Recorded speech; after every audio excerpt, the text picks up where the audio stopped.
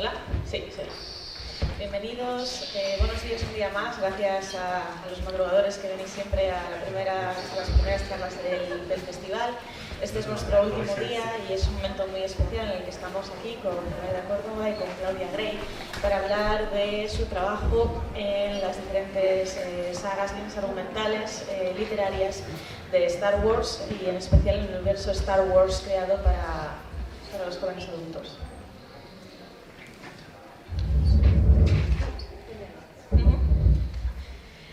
Y bueno, quería empezar preguntándoles a ambas dos autoras si ellas son fans del universo Star Wars, si les gusta la deriva que están llevando las sagas y cómo fue su primer acercamiento al universo de Star Wars.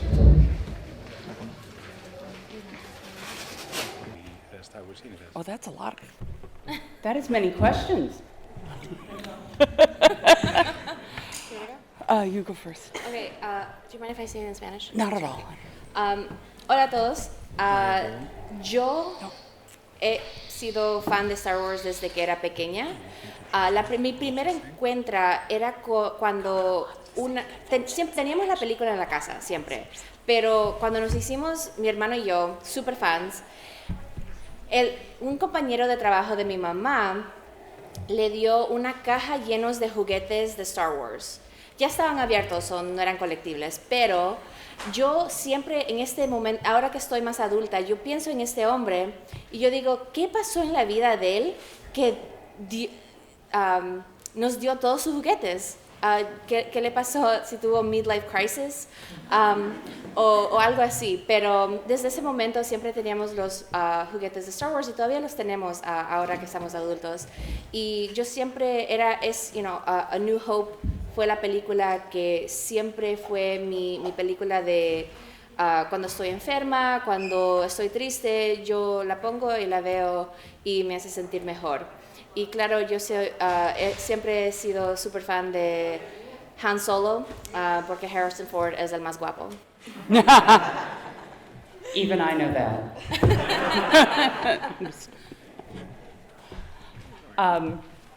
I was of an age to see Star Wars as a 7-year-old when it first came out in theaters, which, as it turns out, is an excellent age to have your connection to reality severed forever. I was destined to be a Star Wars nerd and an everything nerd from then on. And sometimes I've wondered, what would my life be like if I hadn't gone to see Star Wars? Would I be into sports? Maybe. I don't know. Yeah, probably not. Let's see. I think translate that one, and then I'll do the other two.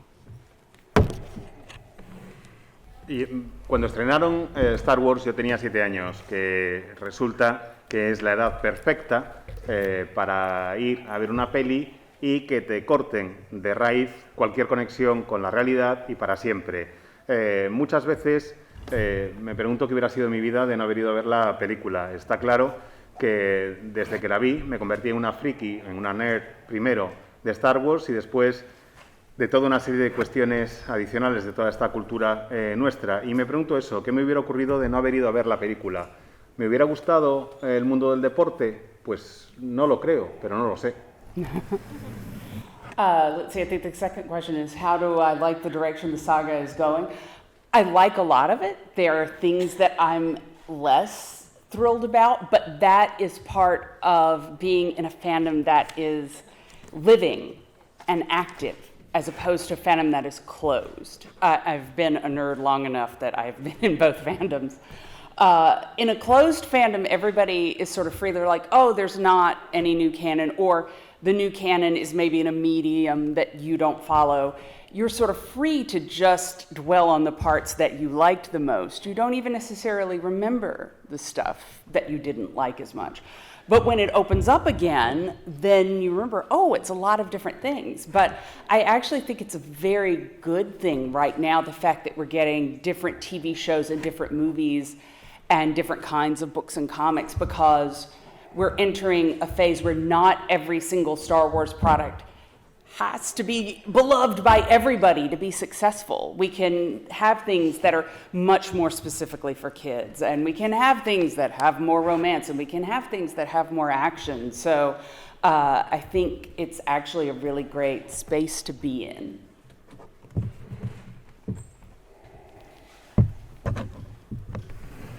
Pues lo cierto es que en cuanto a la dirección que está tomando la saga, hay muchas cosas que me gustan y hay otras que no tanto, pero eso es parte del proceso de pertenecer o de integrarte en un fandom, en una comunidad fan que está viva y que está activa, a diferencia de una comunidad fan de un fenómeno pues, que está más cerrado y menos vivo.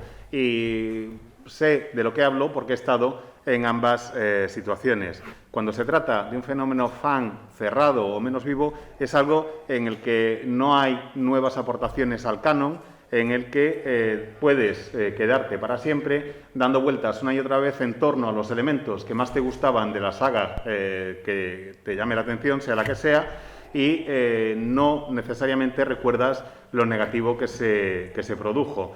En el momento en el que un fenómeno cultural tiene una base fandom más abierta, más activa, en el momento en el que hay nuevas aportaciones, se abre a nuevas cosas y descubres que no solo está lo bueno que recordabas, sino que también hay otros muchos elementos. Una de las cosas que me gusta de Star Wars ahora mismo es que hay un montón de posibilidades. Existen distintas series y películas y libros y cómics y hay todo tipo de productos. Y tiene una base de seguidores tan grande ya Star Wars que no es necesario que sea un éxito rotundo un nuevo proyecto en este universo que no es necesario que le guste a todo el mundo un nuevo proyecto en este universo para que sea un éxito rotundo. Es decir, que hay para todos los gustos. Hay muchas más cosas de las que había en el pasado. Hay series y productos que están pensados para un público más infantil. Hay más historias de amor, hay más acción. Realmente estoy encantada de que crezca tanto y me parece que es un espacio fantástico en el que encontrarse ahora mismo. Sí. Podemos seguir. Ahora sigo con más preguntas. No te preocupes, Claudia. Yo retomo todo lo que ella ha dicho, porque no os escapáis. Creo que la audiencia que tenemos hoy estaría muy de acuerdo con vosotras y creo que muchos de ellos serán fans, a lo mejor no fans de toda la saga o no de todos los productos de Star Wars, pero seguro que sí al final de este gran y vasto universo que creó George Lucas.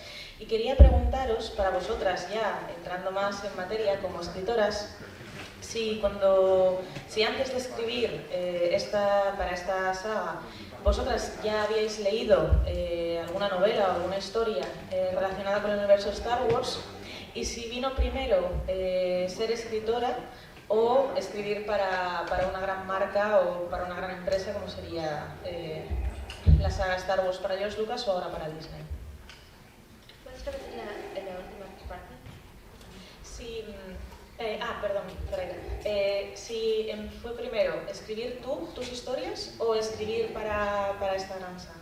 Oh no, yo sí comencé a escribir mis propias novelas. Vale. Mi primera novela fue publicada en el 2012 y la otra parte era... la otra pregunta, si habías leído antes de poder escribir para la saga. Yo sí había leído, porque no había mucho acceso en las bibliotecas donde yo vivía a las novelas de Star Wars, de las anteriores. Entonces, la primera mía fue la de Claudia Gray. Sí. Y me encantó. Primera vez yo le he dicho a ella que tiré el libro porque estaba tan brava del final. Pero todavía lo leo siempre, escucho el libro de audio y es una de mis favoritas del nuevo canon. Sí. Overall.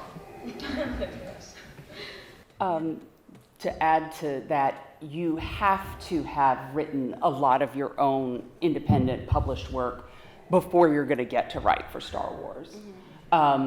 That is because they need to know that you're a professional writer, that they can see your work, and things that you know how to deal with edits, that you can turn around things on a deadline, that you know how to present yourself at an event. They only want people that have a track record with that. So as much as when I was a fan, because, you know, I began reading back in 1977, 78, they didn't have a lot of novels, but they had the novelizations.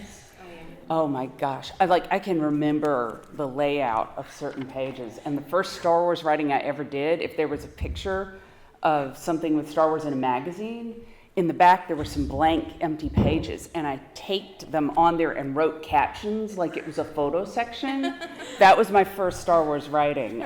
So I was always keeping up with it, I was always enjoying it, but I was very happy when it got to connect with my professional career.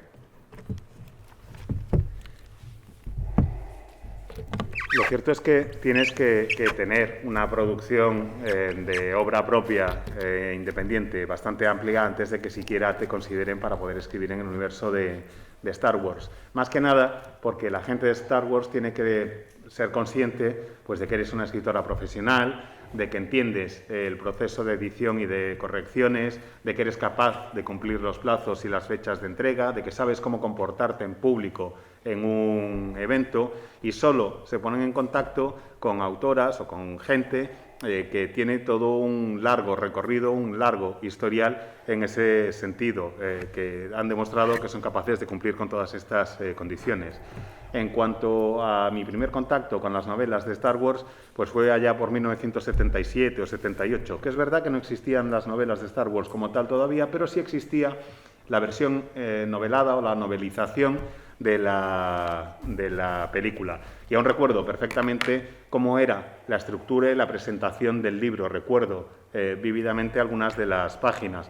Además, por aquella época también salían de vez en cuando imágenes de Star Wars en las revistas, y yo recortaba las imágenes, las pegaba en una hoja en blanco y debajo escribía notas al pie o escribía descripciones contando lo que sucedía en esa imagen. Así que podría decirse que esa fue la primera vez que yo escribí algo en el universo de Star Wars. Desde entonces me he mantenido al día de las novedades de la saga, la disfruto muchísimo y estoy encantada de que forme parte ahora de mi trayectoria profesional.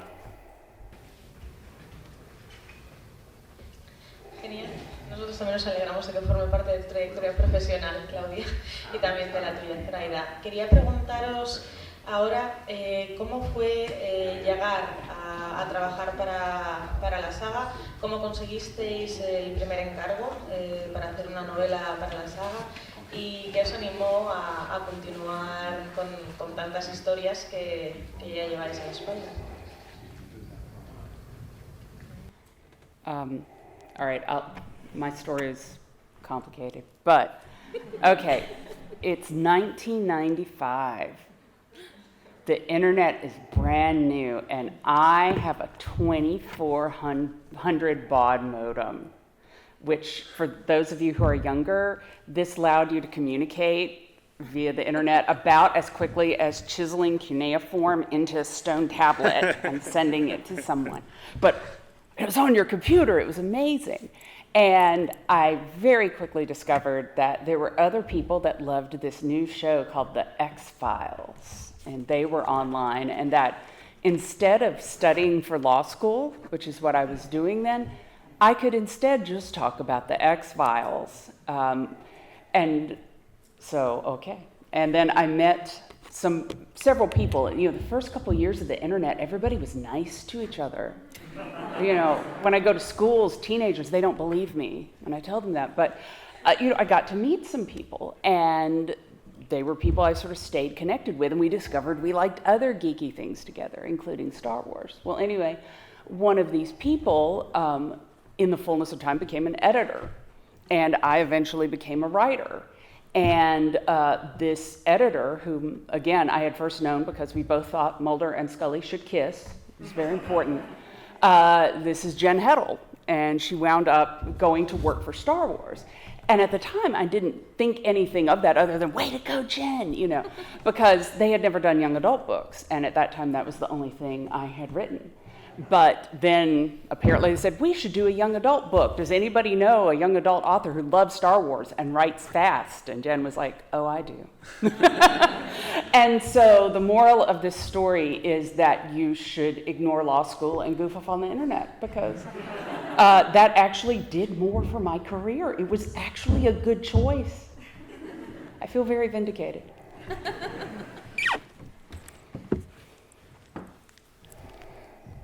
Estamos en 1995.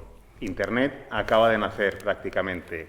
Y yo tengo en casa un módem de los que iba a 2400, que para que os hagáis una idea, si no sabéis lo que era eso, vendría a ser el equivalente hoy en día de pillar una lámina de piedra, grabar con un cincel escritura cuneiforme y enviárselo a alguien como si fuera un mensaje. Pero era algo que podías hacer desde casa y tenías conexión con el resto del mundo desde tu ordenador, y era maravilloso.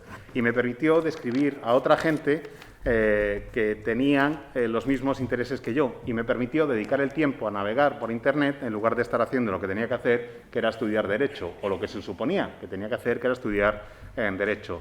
Y mientras navegaba, descubrí un grupo enorme de gente a la que le gustaba lo mismo que me gustaba a mí, que era Expediente X, una serie que acababan de estrenar en aquellos momentos. Y sé que os parecerá increíble, pero durante el primer par de años de vida de Internet, todo el mundo era amable, los unos con los otros. Sé que cuando cuento esto en visitas a institutos y a colegios, los adolescentes no me creen, pero de verdad que ocurrió. Y tanto es así que pude conocer a toda una comunidad friki a la que le encantaba Expediente X, y luego fuimos descubriendo que teníamos más cosas en común, como por ejemplo Star Wars. Una de esas personas fue una chica con la que mantuve la amistad y con la que estaba totalmente de acuerdo cuando decía que Mulder y Scully tenían que besarse una puñetera vez y dejarse de historias. Y esa chica se llama Jen Heron, que acabó con el tiempo convirtiéndose en editora de Star Wars. Y cuando se convirtió en editora de Star Wars, yo la verdad es que no le di la mayor importancia. Bueno, le di la importancia de decir, bien hecho, tía, porque era una amiga mía que tenía un buen trabajo, pero en aquel momento no se publicaban novelas de juvenil en el universo de Star Wars. Y yo era escritora exclusivamente de juvenil. Pero hete aquí que en una reunión editorial preguntan, oye, ¿alguna de vosotras conoce a una escritora de juvenil que sea rápida, fiable y a la que le encante el universo Star Wars? Y Jen dijo, mira, ahora que lo dices, y me ofrecieron la primera de las novelas. ¿Cuál es la moraleja de toda esta historia? Que no estudiéis Derecho. Que si estáis en la facultad, que dejéis de estudiar y que os pongáis a pasar el rato en Internet, que lo pasaréis mejor y que a mí me ha resultado muy positivo para mi carrera. Así que me siento total y absolutamente reivindicada en que tomé la decisión correcta. Oh, wait. Teachers love it when I tell that story at schools. Y claro, cuando hago visitas en colegios e institutos, a los profesores, por supuesto, esta anécdota les encanta. A mí también fue el Internet. En 2007, Star Wars, el editorial adulto, Del Rey, comenzó a hacer una antología celebrando los 40 años de Star Wars.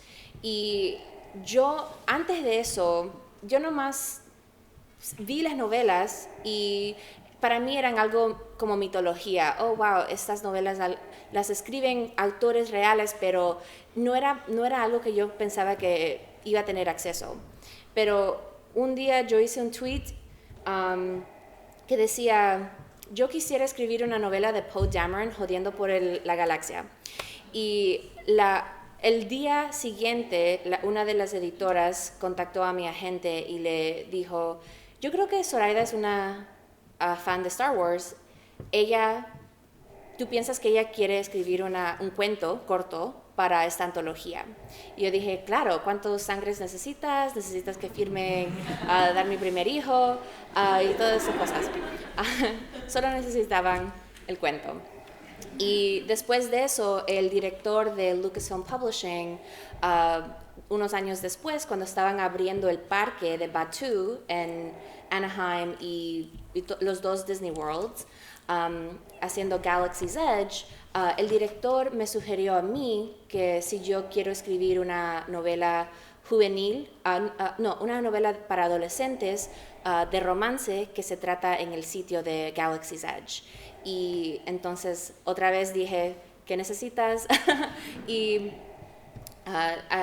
claro que dije que sí, y tuve que escribir la novela súper rápido, pero así se van las cosas, como sabe Claudia, y el resto es historia, pero a veces salen unas cosas buenas de Twitter. Es verdad, a veces salen cosas buenas de Twitter, pero bueno, mejor que no nos acostumbremos porque, madre mía. Yo quería también, ya que habéis hablado de cómo habéis llegado a este universo, ¿cómo es trabajar con una licencia?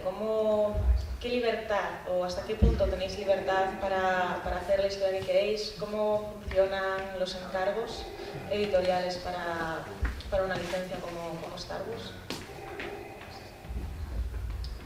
Yo he trabajado por otros productos de propiedades, creo que se dice propiedades intellectual properties, como Marvel, hice un comic, single shot comic para Marvel, y otros editoriales que dicen, tenemos esta idea pero necesitamos una autora que lo escriba.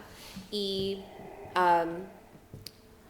he tenido más libertad con Star Wars que con esas otras propiedades que nadie conoce.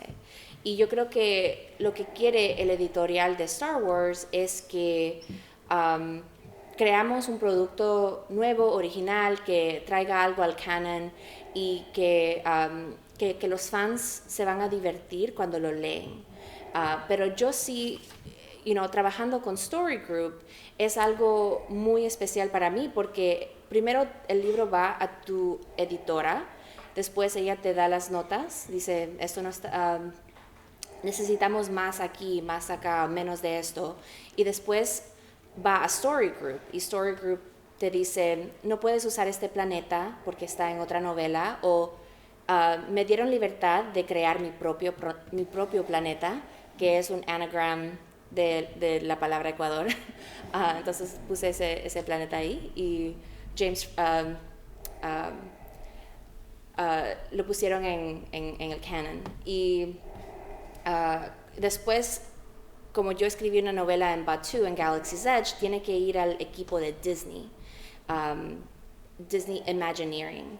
Y ellos me dicen, este personaje no suena así, necesita diferente voz, o esto es muy amable por un Stormtrooper, entonces tienes que hacerlo un poquito diferente. Y todos mis amigos me hacen chiste porque dicen, Zoraida es too nice, Zoraida es muy amable. Y los Stormtroopers no. Entonces así es una colaboración, y yo siempre tengo mucho respeto a las personas porque la gente de Story Group tiene tanta información, they have so much stuff in their head, Story Group, y nos dan esa información a nosotros. I'll just add that I have more freedom than I expected to have. When they first came to me with the idea for Lost Stars, or just said, we want you to do something, I was like, great, but I thought they'll give me an entire outline that explains exactly what they want me to do. And I was willing to do that because Star Wars. And so I said, okay, what is the idea? And they said, we want childhood friends that wind up on opposite sides of the rebellion. And we want a young, angry, troubled man who winds up with the Empire, and a very idealistic young girl that goes to the rebellion. And I came back and said, can the idealistic girl go to the Empire and the angry guy go to the rebellion? They said, sure. And that was it. At that point, it was just use the events of the original trilogy. Now, there's still things that I ran into, like I had Darth Vader's flagship Star Destroyer show up one place, and they came back and they're like, it's not there. And it was like, it's an imaginary ship that exists in our heads. It can go lots of places. And they're like, yeah, and it's gone somewhere. It's somewhere else now, and it's not there. And that was the first time that I'd run into it. I was like, oh, okay, the imaginary ship has a place to be. Bloodline was a little more difficult because it was based on some things in The Force Awakens that they wouldn't tell me about The Force Awakens. So I'd turn in a scene and they'd be like, that's wrong, and we can't tell you why. And then I'd edit it a little bit and be like, what about this? And they'd say, it's still not there, but warmer. you know, so you just had to do that. But for the most part, you have more liberty, I think, than a lot of people imagine from the outside. And sometimes the constraints you run into are not the things you would expect. When I went to write Master and Apprentice about Qui-Gon Jinn and Obi-Wan Kenobi, I was like, I really want to use the Hutts. And they were like, no Hutts. I was like, really? The Hutts? You know, and they were like, no Hutts. And it was like, what about one Hutt? You know, these are the negotiations you find yourself in. They're like, okay, you can have one Hutt. So. Bueno, no tengo mucho más que añadir al respecto, simplemente decir que el grado de libertad era mucho mayor, es mucho mayor de lo que me esperaba. Cuando contactaron conmigo por primera vez para ofrecerme a hacer una novela de Star Wars, pensé, genial, y al mismo tiempo pensé también, buah, ya verás ahora, me van a mandar una lista completa de todo lo que puedo y no puedo hacer. Y dije, bueno, pues mira, si me la mandan, me la mandaron y voy a aceptar porque Star Wars. Lo único que me dijeron es, mira, la historia que tienes que contar es de dos amigos de la infancia que acaban en bandos opuestos. Un chico joven y que está cabreado con el mundo que acaba en el Imperio y una chica idealista que acaba en la rebelión. Y yo les dije, ¿y puedo hacerlo al revés? Que el chaval cabreado, que el tío cabreado esté en la rebelión y la idealista en el Imperio. Y me dijeron, vale, lo que quieras. Así que no hubo ningún problema en ese sentido. La primera vez que me dijeron que no podía hacer algo fue en un momento en el que decidí que el destructor estelar de Darth Vader estuviera en un planeta en concreto. Y fue la primera vez que me dijeron, no puede ser. Dije, a ver, vamos a ver que me aclare. Estamos hablando de una nave espacial imaginaria que está en un planeta también imaginario.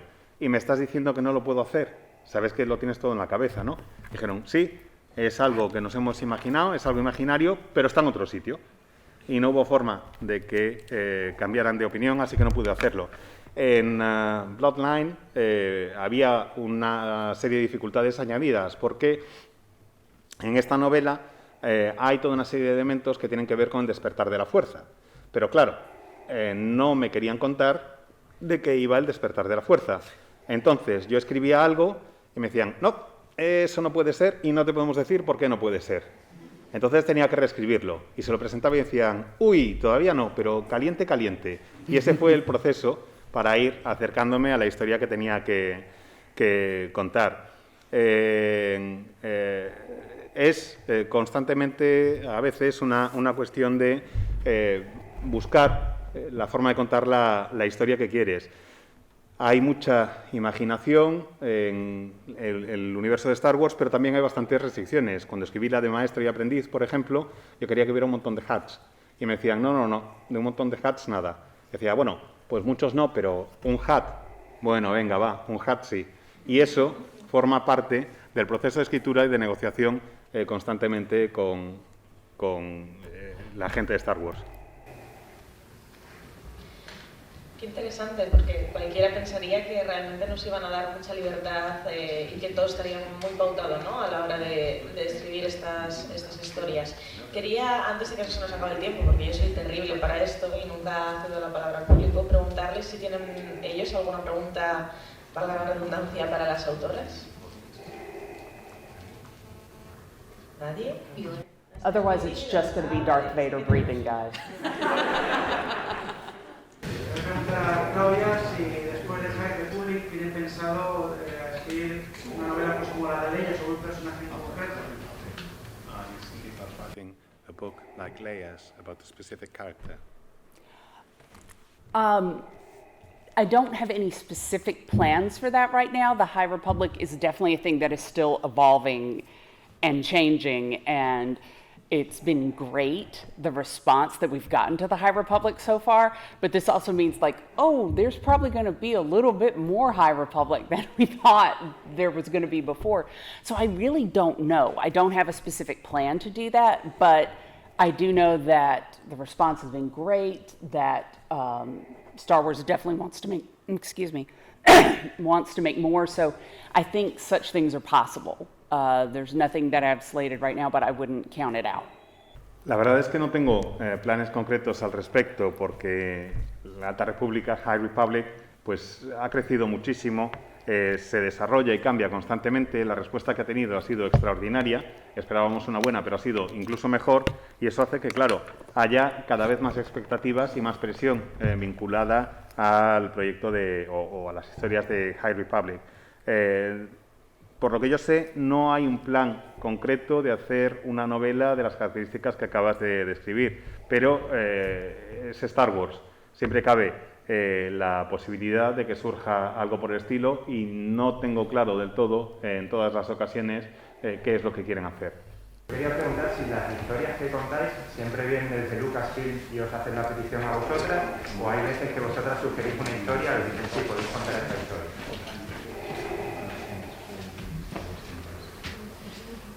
Both. Yeah, las dos cosas. So both of them.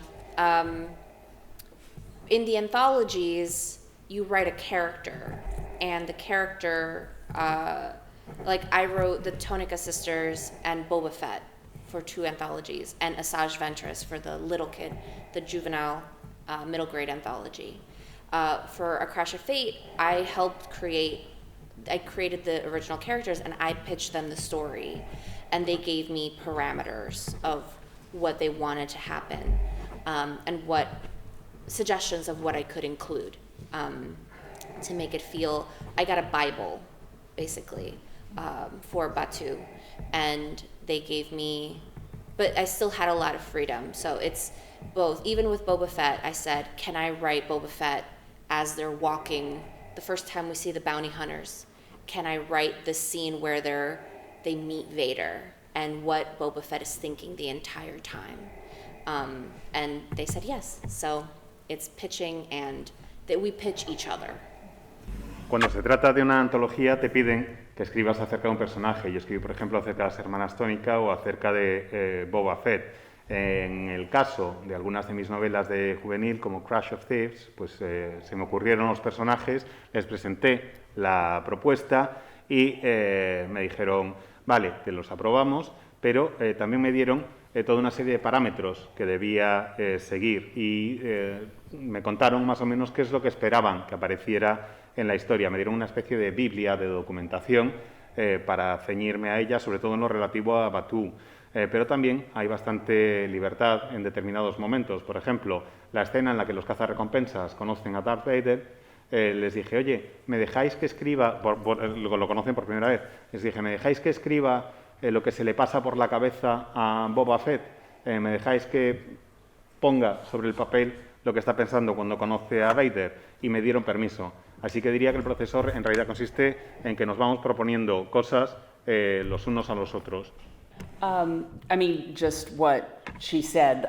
There are certain things that they pitch to you. There are certain things you have a lot of freedom with. With Leia, Princess of Alderaan, they were just like, hey, we want you to tell the story of how Leia got involved in the rebellion. And I said, great. How did she get involved in the rebellion? They're like, you tell us. And I was like, yeah, okay, great. So that was it, you know. Whereas, for instance, something like the High Republic, that's a lot more structured. Although in that case, that was less Lucasfilm handing down structure and more Mike Seglain, the head of Lucasfilm Publishing, and the other 4 High Republic authors all sort of working out together what the different books would need to contain to have the story.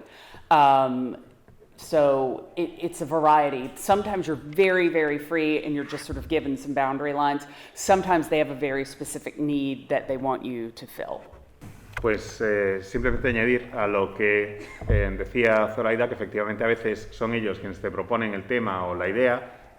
Por ejemplo, en el caso de Leia, princesa de Alderaan, me dijeron, oye, que queremos contar la historia de cómo acaba Leia metida en la rebelión. Les dije, qué guay, ¿y cómo acaba en la rebelión? Y me dicen, no, si nos lo tienes que contar tú. Así que a veces te encuentras con que tienes esa libertad.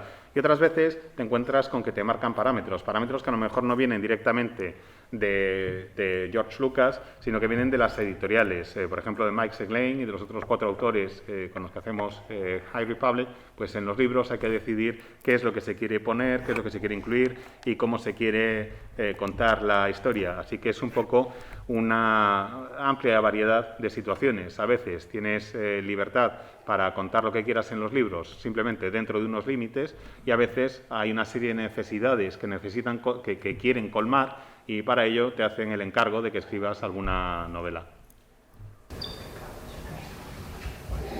Por allí hay otra manita. En la Alta República, en Harry Potter, todo escrito Into the Dark, el primer libro, y en este caso, sí que todo el evento se mezcla en los medios, tanto cómics como libros. ¿Qué te ha parecido escribir con un grupo tan grande de escritores en lo que todo está pasando a la vez? It's been a lot of fun. I think all of us would agree, all 5 of us authors, that the most fun thing about writing The High Republic has actually been kind of virtually hanging out together, and we're all pretty good friends now. I was one of the 2 only present witnesses at Daniel Jose Older's Zoom wedding. We were standing across the garden, being the legal witnesses. Justina Ireland and I exchanged recipes for baking, things like this. It's actually been really great because, so often with Star Wars, you're not allowed to say what you're working on for a really long time and nobody knows, and you don't get to bounce ideas off of things. And in this case, we all get to talk to each other about what we're doing and what's going on.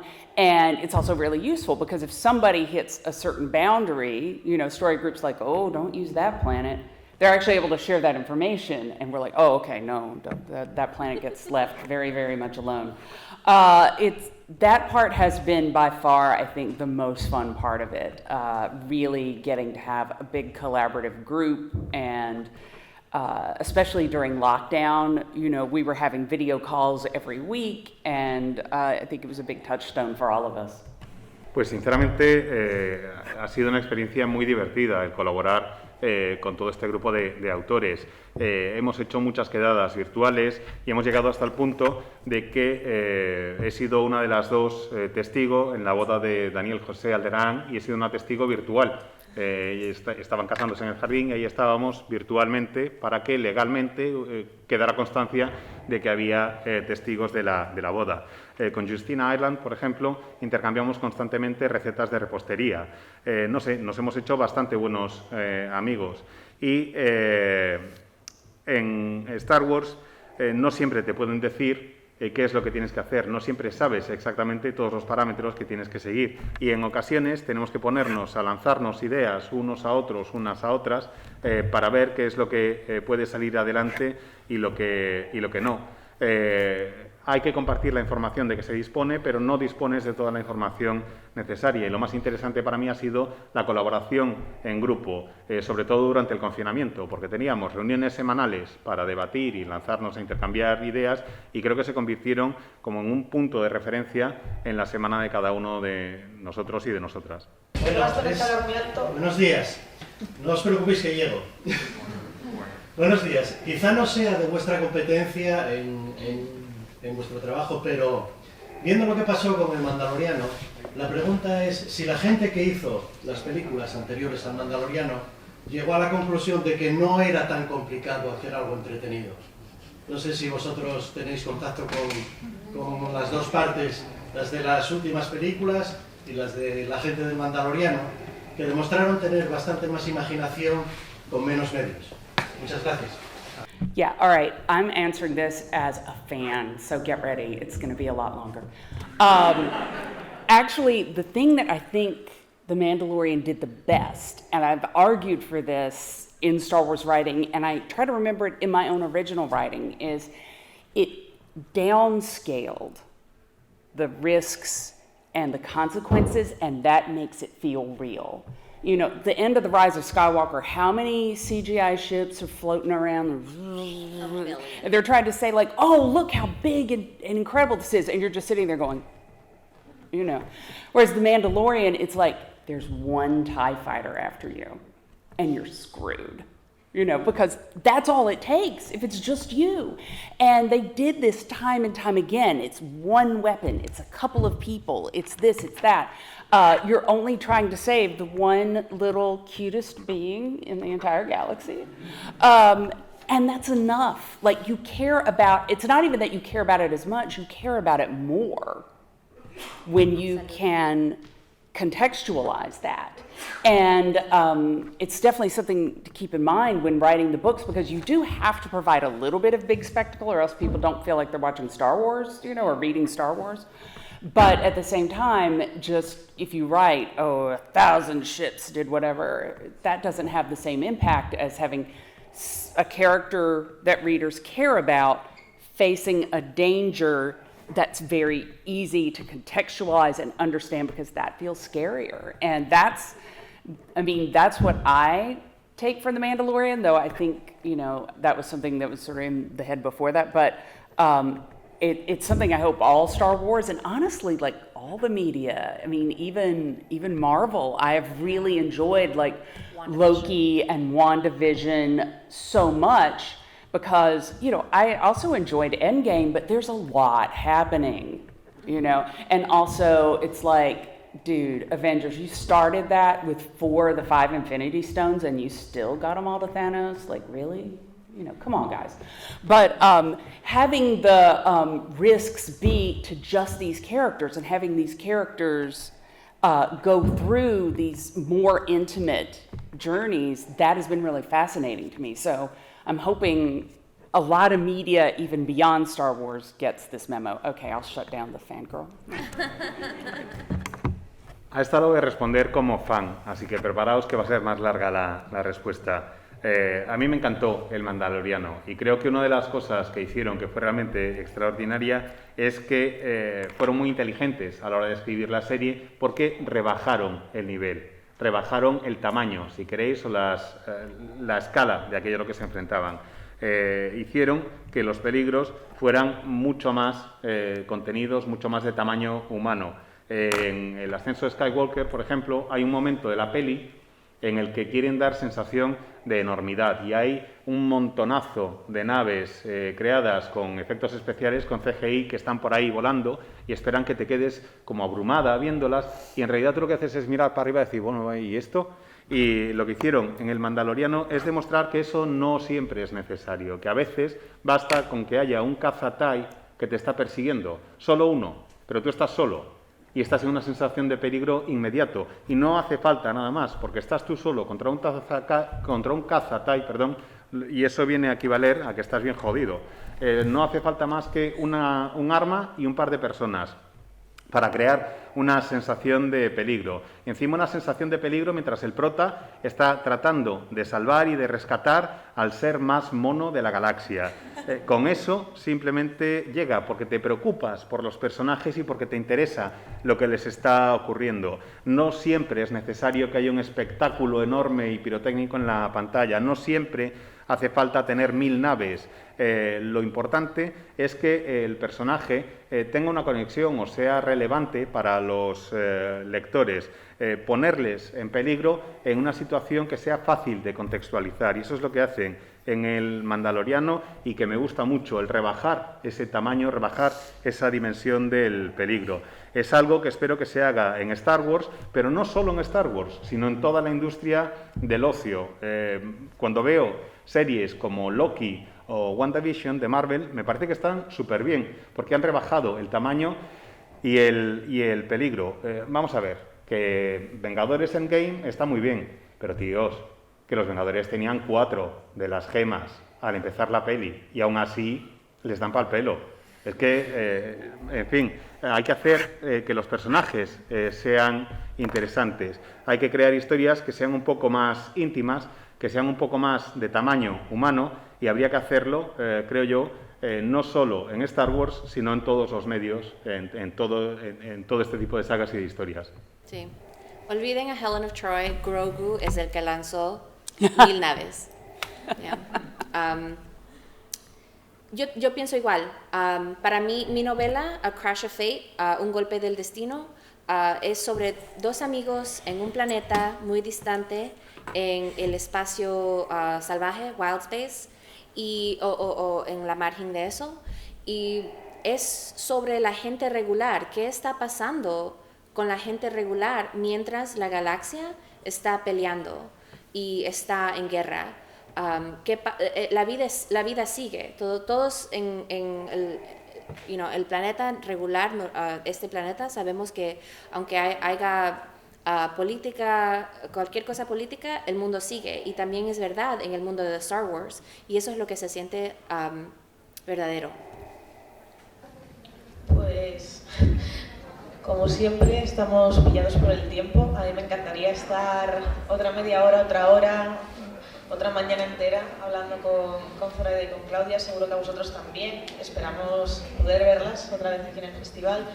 Y bueno, muchas gracias a todos por venir. Un fuerte aplauso para ellas, por haber estado...